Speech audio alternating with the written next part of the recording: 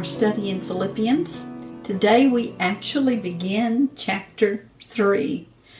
It's been a long road getting through chapter 2, but it's been a good one. And the Lord has really revealed a lot of things to me so far in this study, and I pray that He has to you as well if you have been joining me in this venture.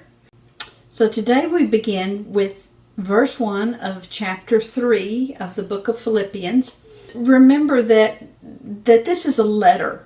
Paul didn't divide it into chapters and verses.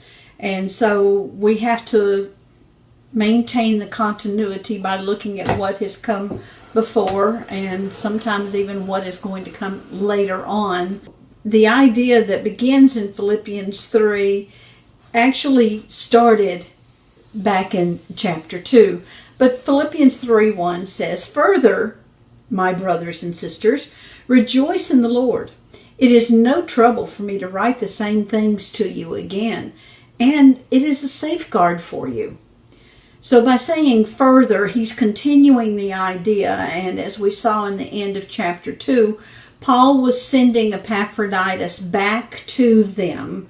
The Philippians had sent him to Paul to help him to meet whatever needs he could there in service to Paul, but now Paul is sending Epaphroditus back to Philippi, and he has told the Philippians to receive him with joy and to give him honor for the things that he has done, the services that he has provided, not only to Paul, but also to the Lord by serving Paul. And in addition to that now, he says, rejoice in the Lord. Okay, yes, have joy in the fact that your brother is returning home and show him honor, but rejoice in the Lord. Philippians is known as the happy book of the Bible because Paul talks so much about joy. Back in chapter 1, verse 18, he said that he was rejoicing that Christ was being preached, and that he would continue to rejoice in the knowledge that God was going to deliver him from his situation that he was in.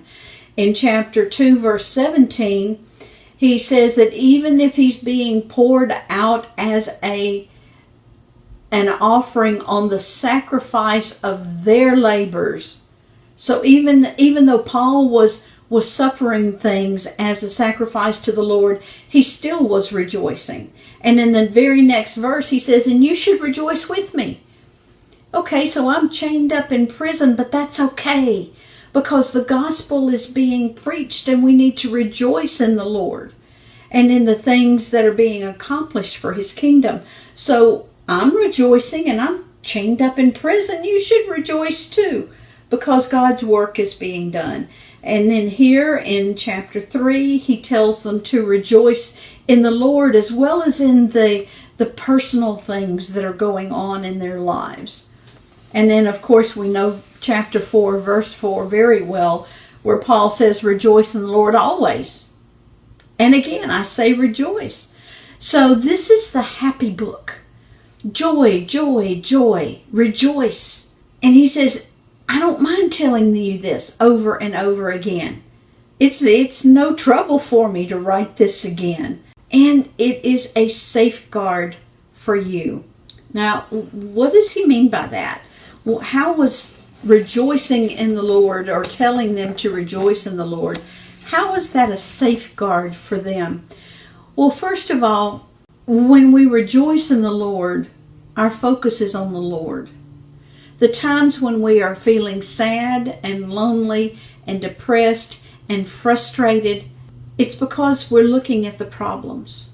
We're looking at the things that we want that we don't have, or things that we have that we don't want. How can you rejoice when you're in great physical pain? How can you rejoice when you're emotionally devastated? How can you rejoice when nothing seems to be going right? How to rejoice when your car breaks down on the way to work? The way you rejoice is in the Lord. Rejoice that no matter how much the pain, no matter how severe the loneliness, the depression, the anxiety, no matter what, God is with us. We're not alone. He is always with us. And He cares when we physically hurt, and He cares when we emotionally hurt. So how can you rejoice when things are going wrong? By remembering Romans 8:28 and the promise that God has given us, that all things, He will make all things work together for our good. Not that everything is good, but He's going to make it turn out good.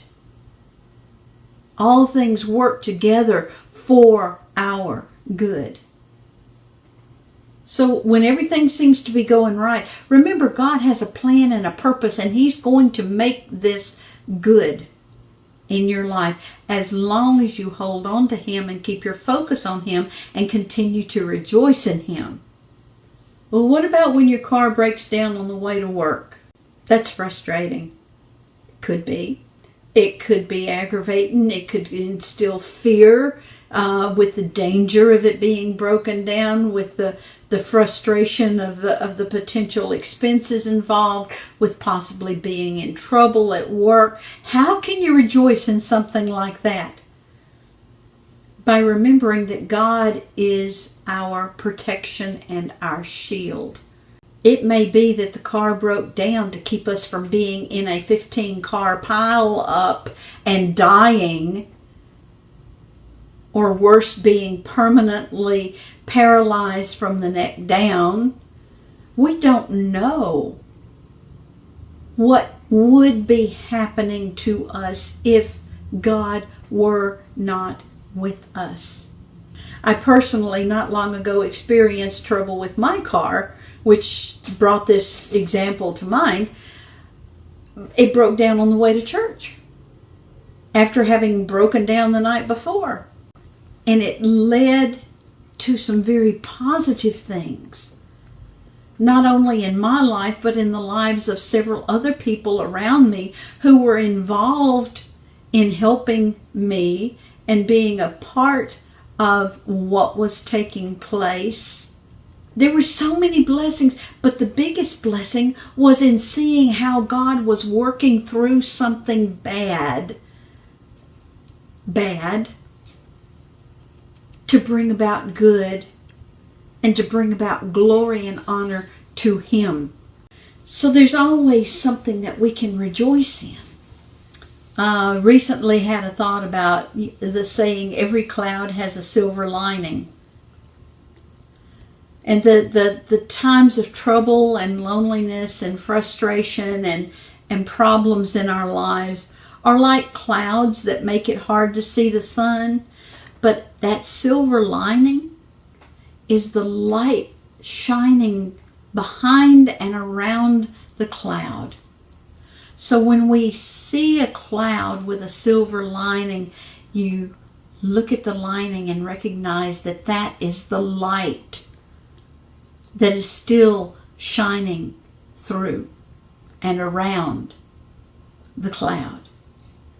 When we have problems and we face difficulties, whether it's physical, spiritual, emotional, social, whatever it is, when we're facing difficulties, there's always the silver lining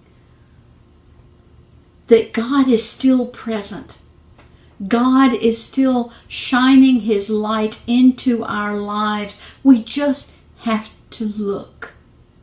We have to shift our focus off the cloud onto the lining. We have to shift our focus off of the problems and back onto God.